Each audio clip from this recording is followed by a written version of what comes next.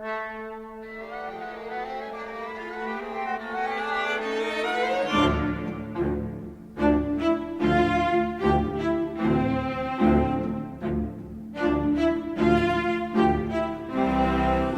Lord of the Rings by J.R.R. Tolkien. Prepared for radio in 13 episodes by Brian Sibley.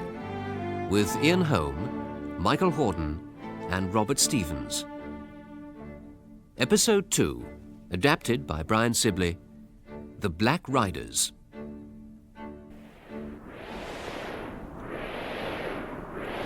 Gandalf! Gwaihir, Windlord, swiftest of all eagles, why come you here? I am sent to Orthanc with a message of import. What message, Gwaihir? Dark tidings, Gandalf. Wolves are gathering, orcs are mustering, and the 9 riders go hither and thither in the lands. The eagles of the mountains have seen these things, and learnt also that the Gollum creature has escaped from the elves' captivity.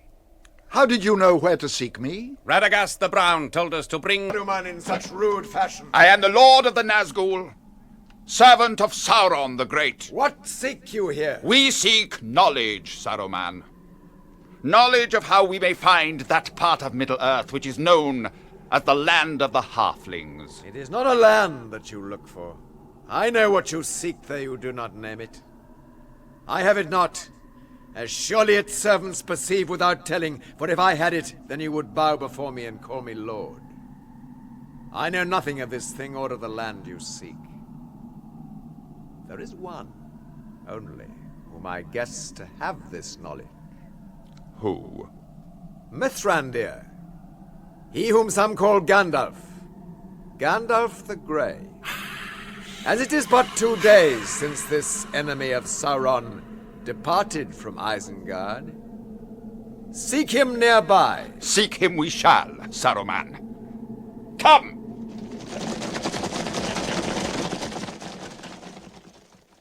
But as the Black Riders of Mordor rode in search of Gandalf, they came upon another.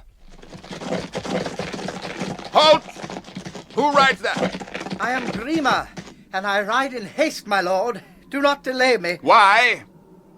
What is your haste, and where are you bound? For Isengard, lord. Wherefore? I carry certain news to Saruman. What news?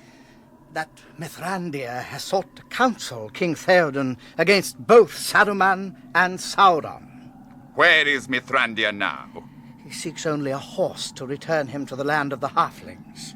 Know you of this land? Well, Speak or die. Where is this land? Spare me. I will speak as swiftly as I may.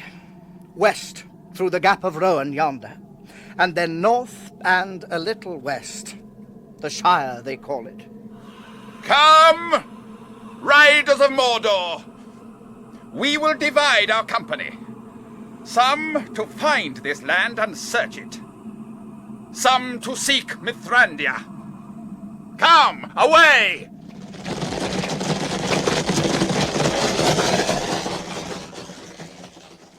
As the Black Riders rode away westward, Gandalf found on the plains of Rohan a horse suited to his needs. A horse that might have been foaled in the morning of the world. Light was his footfall, and swift as the flowing wind was he. By day his coat glistened like silver, and by night it was like a shade, so that he passed unseen. Shadowfax, they called him. Never before had any man mounted him, but Gandalf took him and tamed him, and swiftly he bore Gandalf north. On, Shadowfax. We must hasten. Time is short.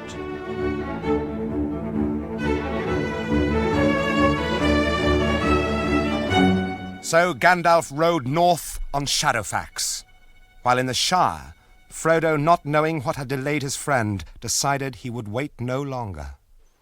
Well, Mary, is everything ready? Yes. 2 cartloads yesterday, full to overflowing, and now another one. I'm beginning to wonder if your new home will be big enough. Well, I've sold everything I could bear parting with to Lobelia, but some things I just had to take to remind me of Bag End and Bilbo. Well, I'd best be off. If I leave now, I can get to Crick Hollow and warm the house before you arrive. That's if you're quite sure you want to walk rather than go by cart. Quite sure. Then I'll see you the day after tomorrow. if you don't go to sleep on the way. I'll try not to. I'll tell you one thing, Frodo. You had better settle when you get back to Buckland, because I, for one, am not helping you to move back again. What on earth makes you think Lobelia would ever sell Bag End back to me? Oh, she might, at a profit. Farewell, Frodo, and good walking. Poor Merry. What will you say when you learn the truth about all this? As the sun went down, Frodo, Pippin and Sam sat in the kitchen at Bag End.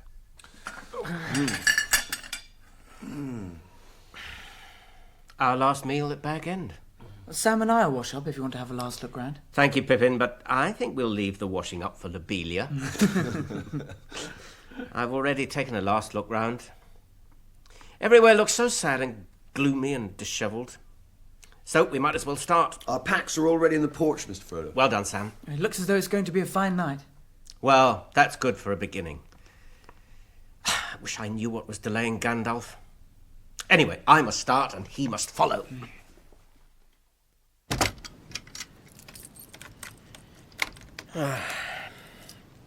Well, goodbye, dear old Bag End.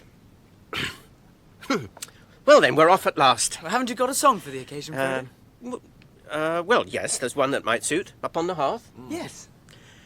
Upon the hearth the fire is red, beneath the roof there is a bed, but not yet weary are our feet, still round the corner we may meet a sudden tree or standing stone that none have seen but we alone, tree and flower and leaf and grass.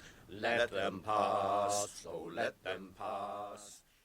The hobbits had scarcely gone when a dark and sinister hooded rider rode up Bagshot Row and arrived at Gaffer Gamgee's home. Yes? Who's there?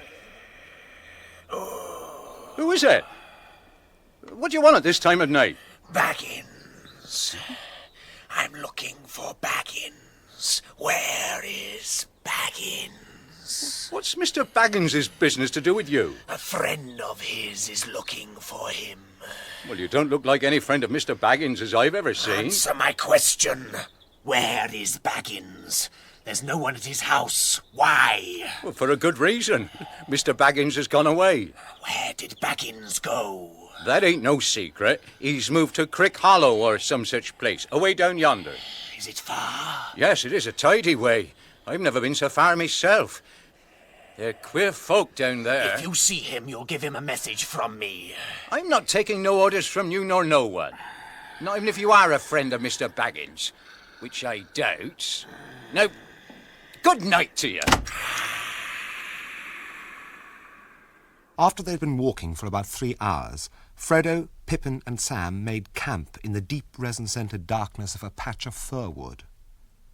Night passed, and the morning came, pale and clammy.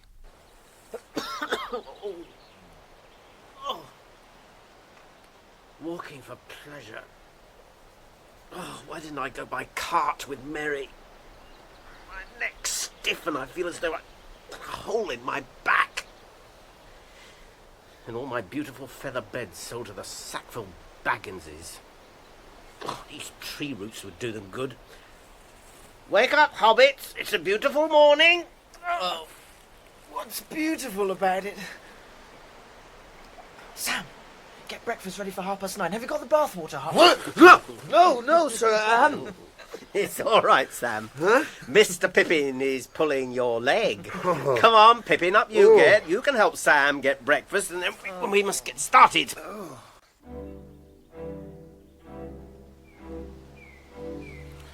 I've never been this near the end of the Shire before, Mr. Perilous. What river is that down there? That's the Brandywine, Sam. And do elves live in those woods over there? In the woody end? No, not that I ever heard. Oh, this road goes on forever. When are we going to rest, Frodo? Frodo? The road goes ever on and on, down from the door where it began. Now far ahead, The road has gone, and I must follow if I can, pursuing it with eager feet, until it joins some larger way, where many paths and errands meet. And whither then I cannot say. That sounds like a bit of old Bilbo's rhyming. Or is it one of your imitations? I don't know. It came to me then as if I was making it up, but I may have heard it long ago. In any event, it doesn't sound altogether encouraging. No, I suppose not.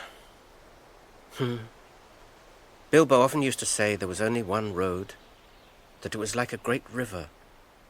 Its springs were at every doorstep, and every path was its tributary.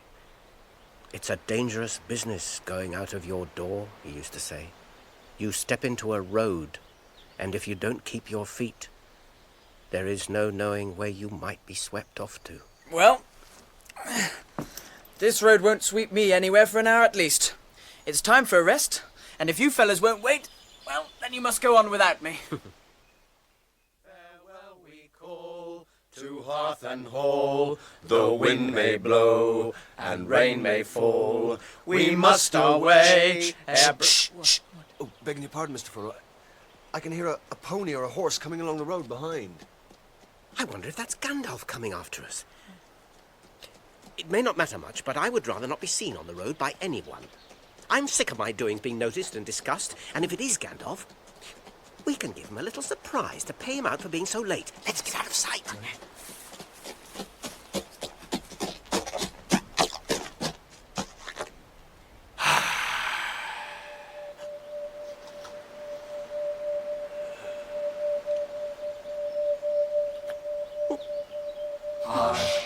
One ring to rule them all. One ring to find them. One ring to bring them all. And in the darkness, bind them. This is the Master Ring, the one ring to rule them all. This is the one ring lost many years ago to the great weakening of its maker's power. Now he greatly desires to have it again, but he must not get it. The ring. The ring. Put on the ring. Remember what I said about the ring? Keep it safe and keep it secret.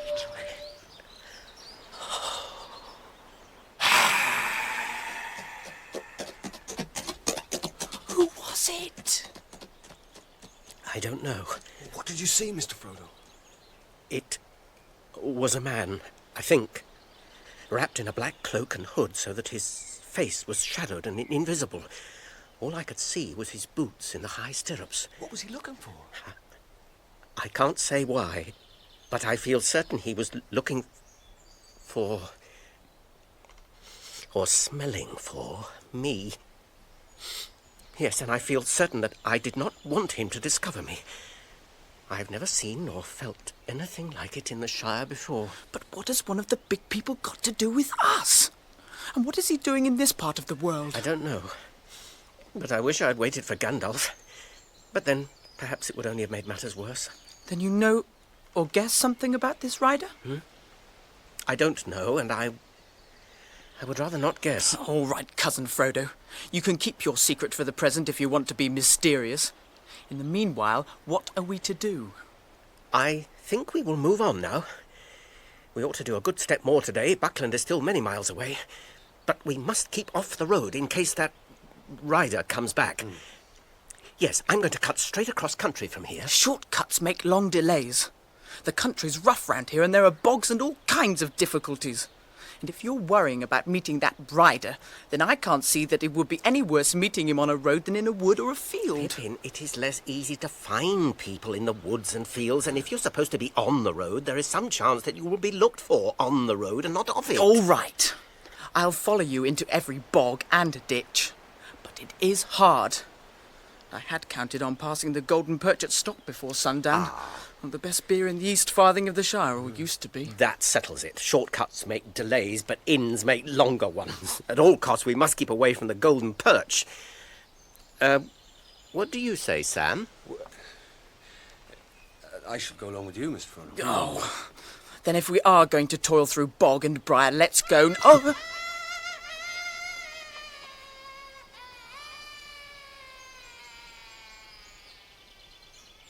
What do you think that was?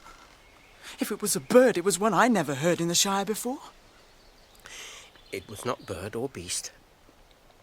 It was a call, or a signal. There were words in that cry, though I could not catch them, but no hobbit has such a voice. Come, sooner or later we must go on. It's better that we go sooner.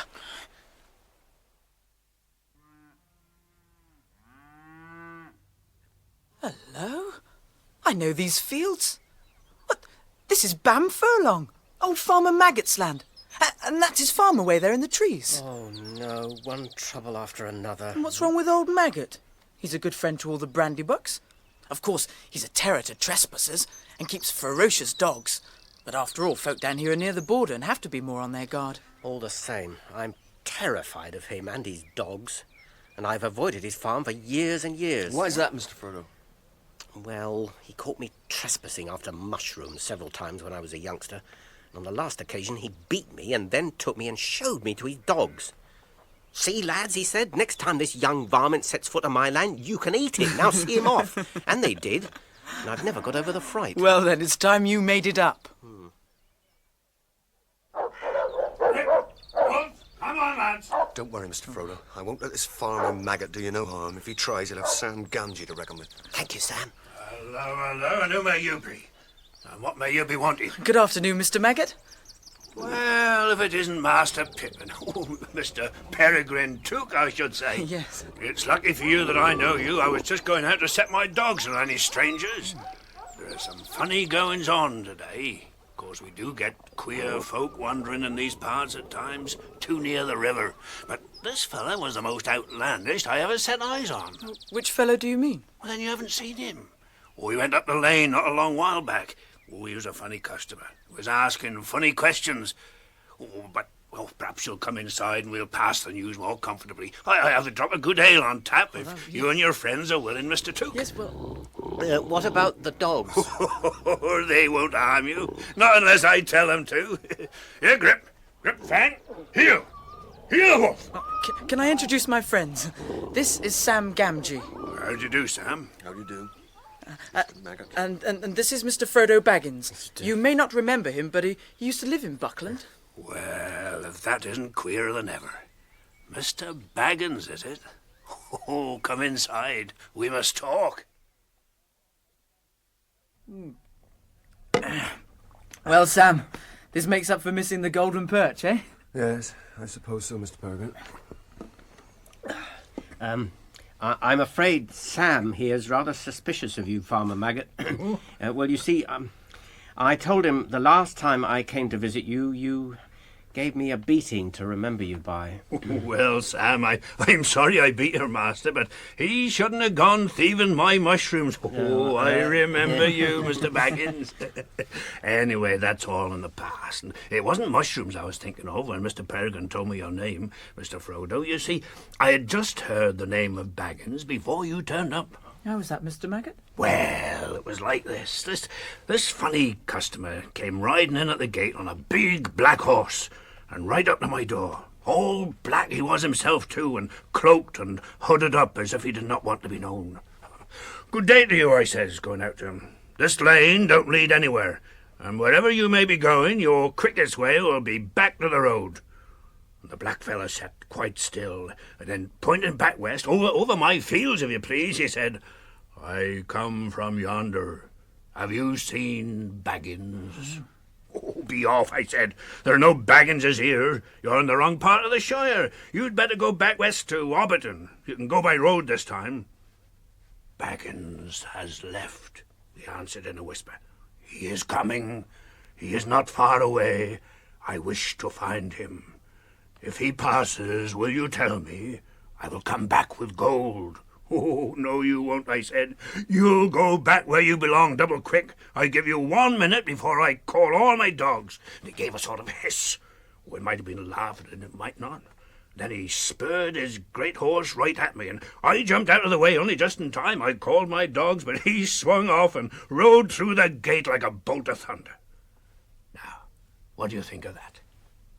I don't know what to think. Well, it's as plain as my nose that no accident brought you and that rider here on the same afternoon. And maybe my news was no great news to you after all. I'm not asking you to tell me anything you have a mind to keep to yourself, but I see you're in some kind of trouble. Yes, I'm afraid I may be.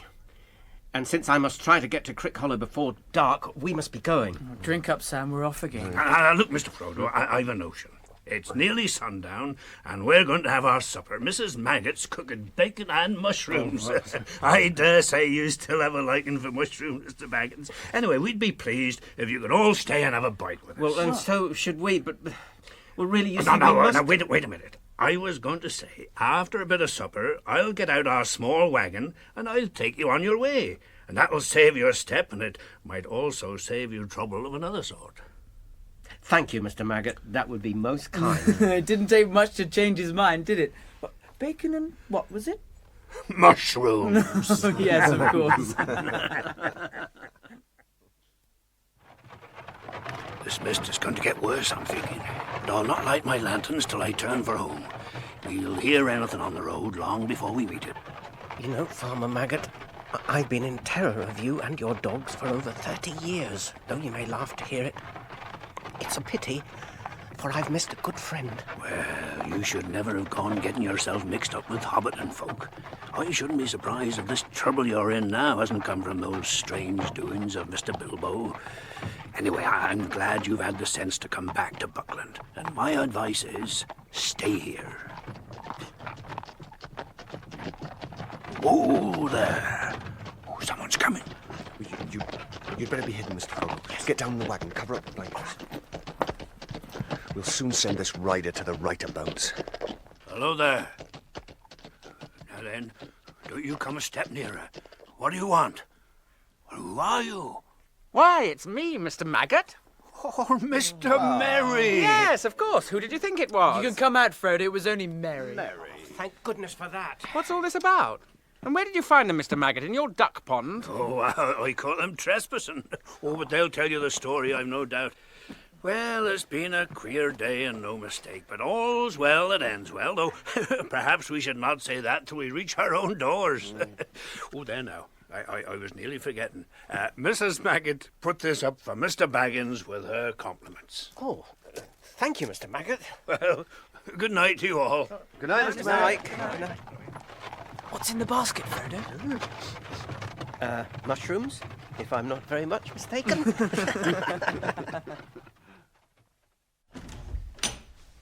Well, here we are. What do you think of it? I've done my best to make it look like home. It's perfect, Mary. I hardly feel I've moved at all. What do you say, Sam? Just like Bag End it is, Mr. Frodo. I'll make some supper. Oh, good. Now then, what have you three been up to, and what was the matter with old Maggot? He sounded scared. We've all been scared. And you would have been too if you'd been chased by black riders. Black riders? What are they? Black figures riding on black horses. Cousin Frodo knows something more, but he's being close. Very well. I can't keep it to myself any longer. I've got something to tell you, but... Well, now I see how pleasant and comfortable and welcoming you've made this little place, Mary. I don't know how to begin. I think I can help you by telling you some of it myself. What do you mean? Well, just this, my dear old Frodo. You are miserable because you don't know how to say goodbye. You meant to leave the Shire, of course. But danger has come sooner than you expected, and now you are making up your mind to go at once, and you don't want to. But how, I mean... Dear old Frodo, did you really think you'd thrown dust in all our eyes? You've not been nearly careful or clever enough for that. Good heavens, I thought I'd been both careful and clever. I don't know what Gandalf would say. I mean, is all the Shire discussing my departure? Oh, no, don't worry about that. The secret won't keep for long, of course, but at present it is, I think, known only to us conspirators. Anyway, the conspiracy has now been unmasked, And we're not going to let you escape so easily. But I must go. It cannot be helped. It is wretched for us all, but please help me and don't hinder me. You don't understand. Of course you must go. And therefore, so must we. What do you mean? I mean that Mary and I are coming with you. Sam is an excellent fellow and would jump down a dragon's throat to save you, if he didn't trip over his own feet first. But you'll need more than one companion in your dangerous adventure. My dear and most beloved hobbits. But I couldn't allow it. Oh, you speak of danger, but you do not know how deadly is that danger. Of course we know. And that is why we have decided to come. We know the ring is no laughing matter. Yes, we know about the ring. We're going to do our best to help you against the enemy. But, well, I mean, is nothing safe? Not too safe, I should say. But if you want to be introduced to our chief investigator in our little conspiracy, I can produce him. Where is he? Step forward, Sam. Here's our collector of information. Well... And he collected a lot, I can tell you, before he was finally caught. After which, I may say, he seemed to regard himself as on parole and dried up. Sam? Yes, sir. Begging your pardon, sir. But I meant no wrong to you, Mr. Frodo, nor to Mr. Gandalf, for that matter. And he has some sense, mind you. What is that supposed to mean? Why, sir, when you said go alone, he said no. Take someone as you can trust. But it doesn't seem that I can trust anyone. But now, don't say that, Mr. Frodo, sir. Look, Frodo, it all depends on what you want. You can trust us to stick to you through thick and thin to the bitter end. And you can trust us to keep any secret of yours, closer than you keep it yourself. But you cannot trust us to let you face trouble alone. Anyway, there it is. We know most of what Gandalf has told you. We know a good deal about the ring. We are horribly afraid, but we are coming with you. Yes. Or follow you like hounds. You are a set of deceitful scoundrels. But bless you. Oh, I had so dreaded this evening. The next morning, the hobbits rose early and prepared to set out. They saddled up 4 sturdy little ponies for riding and loaded their baggage onto a 5th. Well, Frodo, all is ready. Which way are we to head? For Rivendell and the house of Elrond Half-Elven. But we must not go by road. The riders will be watching for us. So the only safe thing to do is to go off in a quite unexpected direction. Then we must go through the old forest and then on to Bree. And Merry must lead us, for he knows the forest better than any of us. That's settled then. Still, I wish Gandalf were with us all the same. Well, come on. Gandalf or no Gandalf, the sooner we leave the Shire and those riders behind, the better. Yes. To Rivendell, where elves yet dwell, in glades beneath the misty fell, through moor and waste we ride in haste, and whither then we cannot tell. With foes ahead, behind us dread, beneath the sky shall be our bed, until at last our toil be past, our journey done, our errand sped. To Rivendell, where elves... Oh, that's Bree, up ahead. Is there anywhere there we can stay? There's an inn, Frodo. The Prancing Pony, if I remember rightly. Oh, I must say it'll be good to find a fire and put a door between us and the night. Well, it may be all we could wish, Pippin, but it is outside the Shire all the same. Now, don't make yourselves too much at home. Oh, and please, remember, all of you, that the name of Baggins must not be mentioned. I am Mr. Underhill, if any name must be given.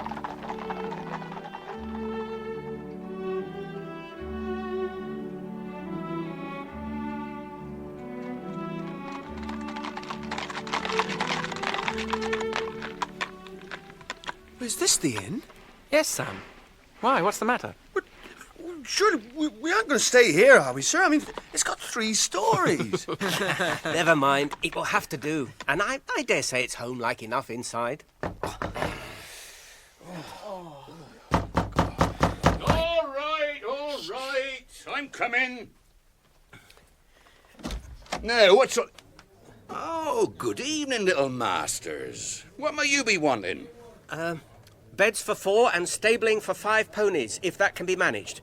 Oh, are you Mr. Butterbur? That's right. Barleyman's my name. Barleyman Butterbur at your service. And you're hobbits from the Shire, eh?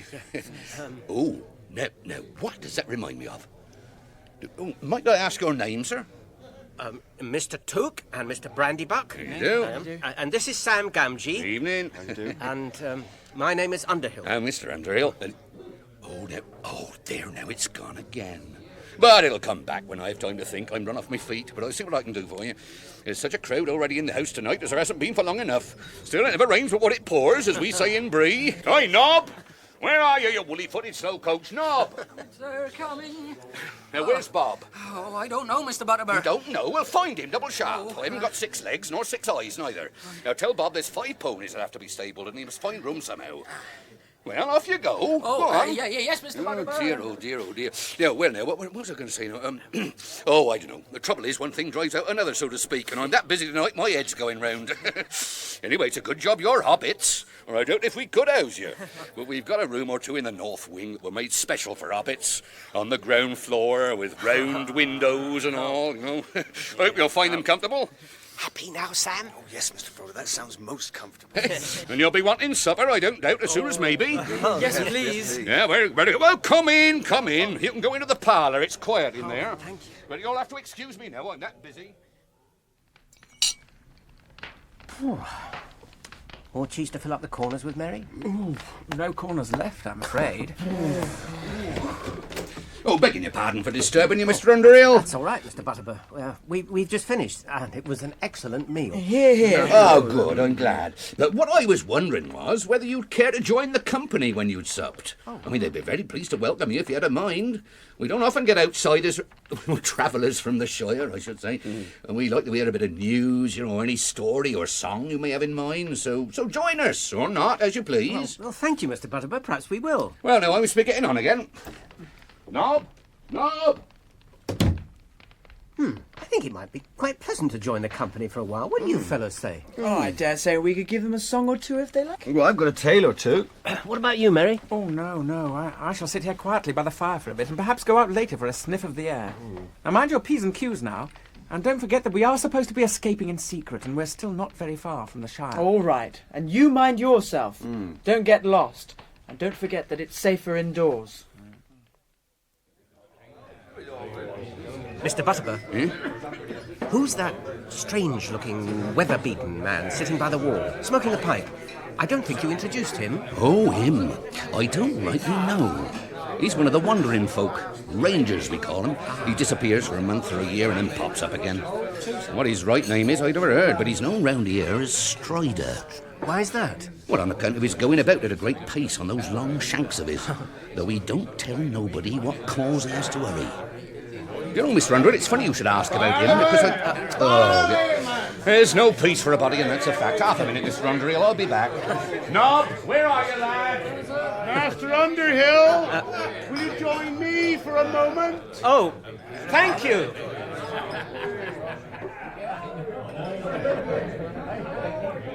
It is Underhill, isn't it? Only I wasn't sure if old Butterbur got your name right.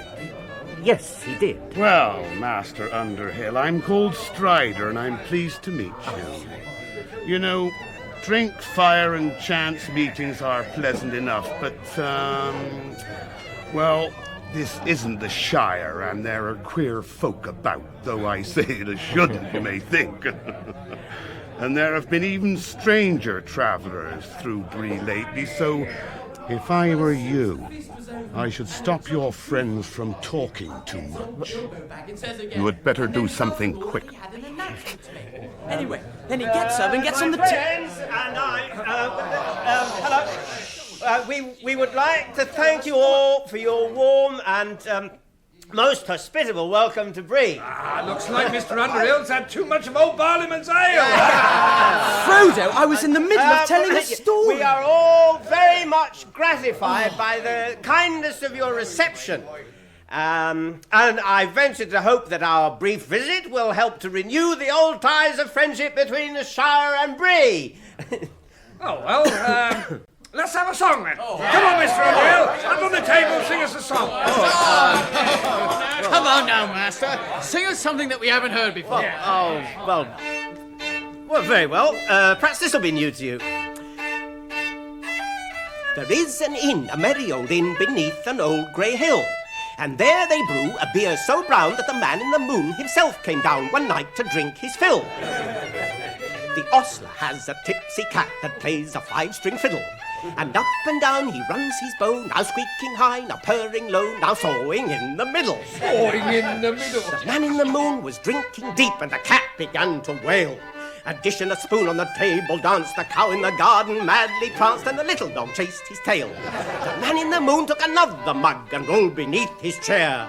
And there he dozed and dreamed of ale, and in the sky the stars were pale, and dawn was in the air. The cat and the fiddle played hey diddle diddle, a jig that would waken the dead. He squeaked and sawed and quickened the tune, while the landlord shook the man in the moon. It's after 3, he said. With a ping and a pong, the fiddle string broke, the cow jumped over the moon. And the little dog laughed to see such fun, and the Saturday dish went off at the run with a silver Sunday spoon. Let's say that last verse again.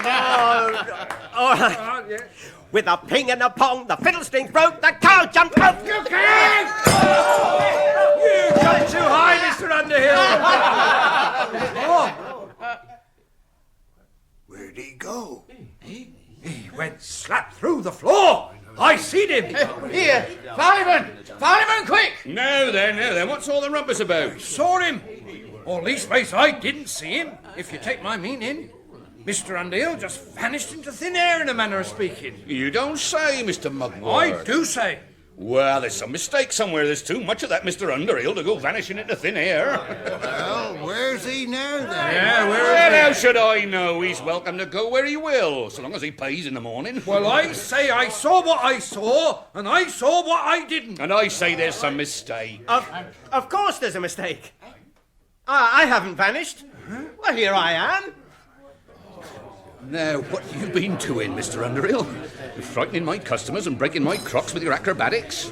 Yes, I'm very sorry. It was quite unintentional, I assure you. A most unfortunate accident. All right, everybody, all right. Excitement's over. There's plenty of ale still to be drunk. And I'll ask you, Mr. Underhill, not to be doing any more tumbling or conjuring or whatever it was without warning us beforehand. I shan't be doing anything of the sort again, Mr. Butterbur, I promise you. I hope not, Mr. Underhill. We're a bit suspicious round here of anything out of the way. No. Well, Mr. Underhill, you have put your foot in it. Or should I say, your finger? I don't know what you mean. Oh, yes, you do. But we had better wait until things have settled down then, if you please, Mr. Baggins. I should like a quiet word with you. But Frodo, who is this stranger, and what's he to do with us? My name is Strider, and I want to talk to you. What about? A matter of some importance, although, of course, I have my price. What do you mean? Don't be alarmed. I mean just this. I will tell you what I know and give you some good advice, but I shall expect a reward. And what will that be, pray? No more than you can afford. All I ask is that you take me along with you. Oh, indeed. Is that all? Well, even if I wanted another companion, I shouldn't agree to any such thing until I knew a good deal more about you and your business. Excellent. You seem to be coming to your senses again, and that's all to the good. You have been much too careless so far. Very well. I will tell you what I know and leave the reward to you. All right, what do you know? I know you are Frodo Baggins, and I also know what you are carrying out of the Shire. What? Now, don't mistake me. I shall take more care of your secret than you do, and care is needed. Black horsemen have passed through Bree, and believe me, they will return, and more are coming. There are others. I know these riders, and I know their number. There are folk in Bree who are not to be trusted, and it seems all too likely that by morning these riders will know of your little prank. It was sheer accident. I wonder. Anyway, that accident has made your position dangerous. I don't know why we behaved so foolishly. We ought to have stayed quiet in here. It would have been better, and I would have stopped you going in there if I could. But the innkeeper would not let me go in to see you. Do you think he knows anything? No. I don't think any harm of old Butterbur. Well, in any event, I intend to leave Bree at first light. But you dare not go by the open road, for the horsemen will watch it day and night, and even if you escape from Bree, you won't go far. They will come on you in the wild, in some dark place, where there is no help. Do you wish them to find you? They are terrible, Frodo. Terrible. But trust Strider, and he will take you by paths that are seldom trodden. Well, will you have him? With your leave, Mr. Frodo, I'd say no. This Strider here, he says take care, and I say yes to that, and let's begin with him. I think, Strider, that you are not really as you choose to look. Still, as Sam says, I don't see why you should warn us to take care and yet ask us to take you on trust. Why the disguise? Who are you? What do you really know about my business, and how do you know it? Wait. Let me get out of sight.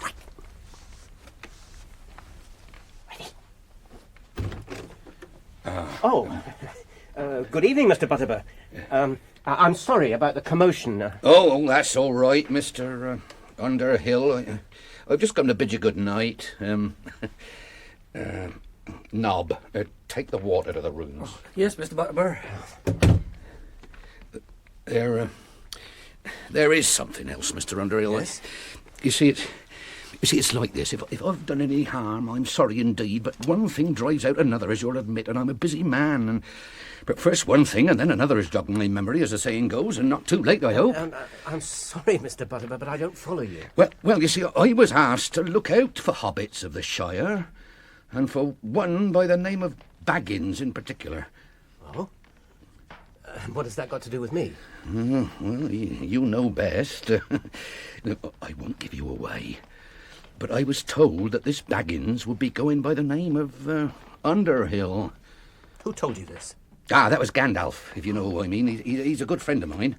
Well, I don't know what he'll have to say to me now. He'll turn all the ale sour or me into a block of wood, I shouldn't wonder. Still, what's been done can't be undone. But Mr. Butterbur, what have you done? Well, Mr. Took, you see, about 3 months back, old Gandalf walked in and he says, "Barley, I'm in a hurry and I want you to do something for me. I want a message took to the Shire," he says. "Have you anyone you can send and trust to go?" "I can find someone," I said. "Tomorrow maybe, or the day after." "Well, make it tomorrow," he says. And then he gave me this letter. It's addressed plain enough. I mean, Mr. Frodo Baggins, Bag End, Hobbiton, in the Shire. A letter for me from Gandalf. Oh, then your name is Baggins. Yes, it is. And you had better give me that letter at once and explain why you never sent it. Oh, I beg your pardon, Master, but I didn't keep it back a purpose. But I couldn't find nobody willing to go to the Shire next day, nor the day after, and none of my own folk were to spare, and then one thing after another drove it out of my mind. Oh, I'll do what I can to set matters right, you must believe me. I didn't know that it would bring trouble to you, Mr. Baggins. What do you mean, trouble?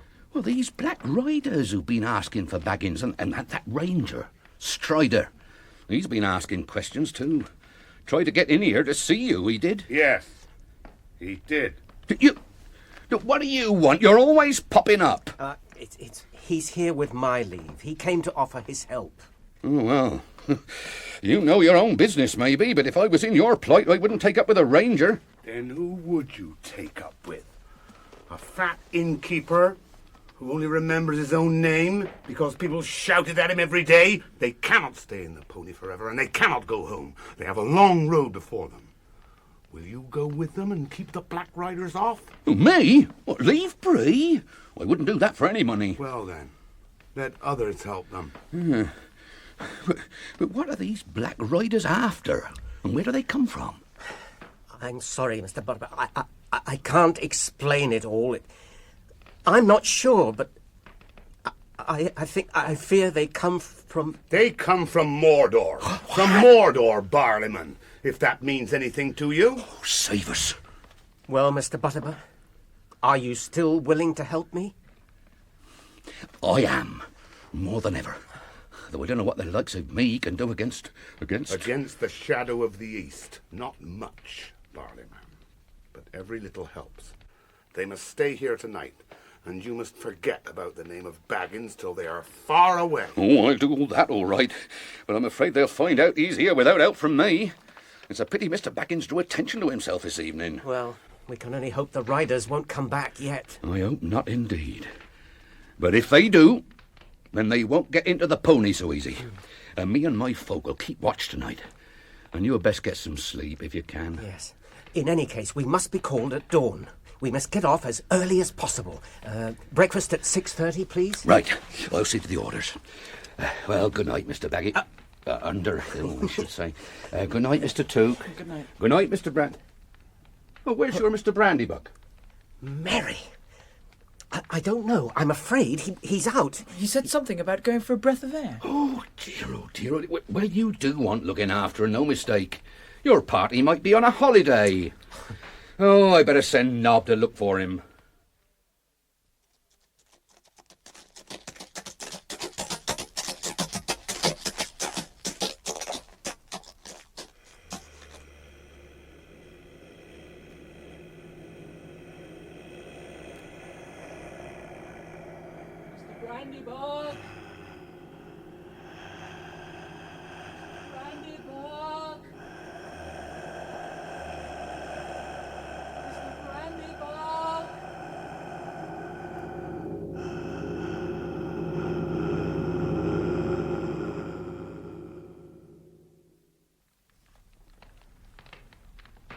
Well, when are you going to open that letter? Yes, of course.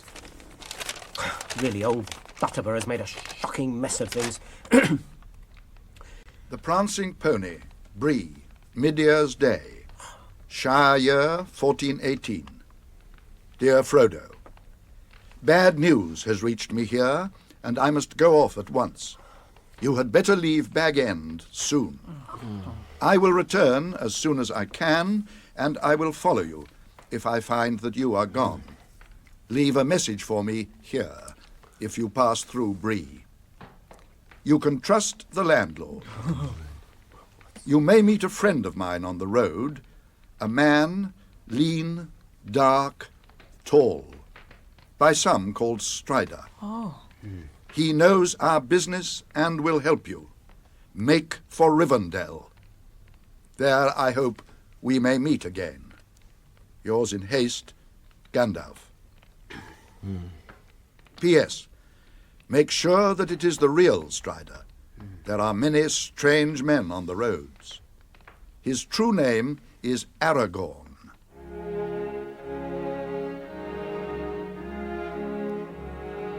All that's gold does not glitter. Not all those who wander are lost. The old that is strong does not wither. Deep roots are not reached by the frost. From the ashes a fire shall be woken. A light from the shadows shall spring. Renewed shall be blade that was broken. The crownless again shall be king. Strider, why didn't you tell me you were Gandalf's friend? Would you have believed me till now? I knew nothing of the letter. And anyway, I hoped you might take me for my own sake. But there. I believe my looks are against me. They are. Well, at first sight, at any rate. But handsome is as handsome does, as we say in the Shire. What I want to know is, how do we know that you are the Strider that Gandalf speaks about? You never mentioned Gandalf till the letter came out. You might have been a play-acting spy. You might have done in the real Strider, took his clothes. What do you say to that? That you're a stout fellow, Sam Gamgee. And I'm afraid my only answer is this. I am Aragorn. And those verses go with that name. Not much use, is it, Sam? But the time is near when this broken sword shall be forged anew. I wanted to believe you were a friend before this letter came. And, well, I think if you were a spy of the enemy, then you would, well, seem fairer and feel fouler.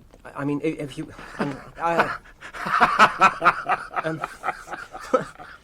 You mean I look foul and feel fair? No. Is that it? All that is gold does not glitter. Not all those who wander are lost. Well, now, with Sam's permission, we will call that settled. Strider will be your guide. Yes. Thank you. We need a guide. For this is all far more dangerous than I'd ever realized. Pippin? Oh, I'm sorry, everyone. Oh, but I'm awfully tired. Oh, in spite of all the danger and worry, I really must go to bed.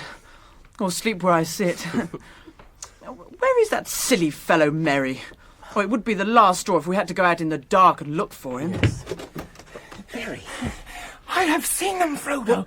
I have seen them in the village here. The Black Riders.